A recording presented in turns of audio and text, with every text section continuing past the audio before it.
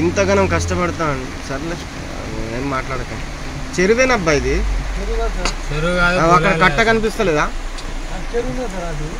పొలాలు ఉండే మన పోగా చూడలేమా, పొలాలు ఉంటే ఏంటంటే పోతాం తోవలేదు వాటర్ వెనక మరి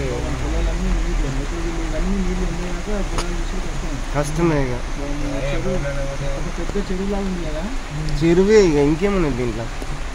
పాపం రైతులు ఇప్పటికే ఇబ్బంది పడుతున్నారంటే ఈ వర్షాల వల్ల ఇంకా ఇబ్బంది పడుతున్నారు. ఇంకా పెరిగితే మరి రోడ్డు పైన వస్తాయి వాటర్. అసలు ఘోరం, అసలు ఇంత ఘోరంగా వాటర్ వస్తే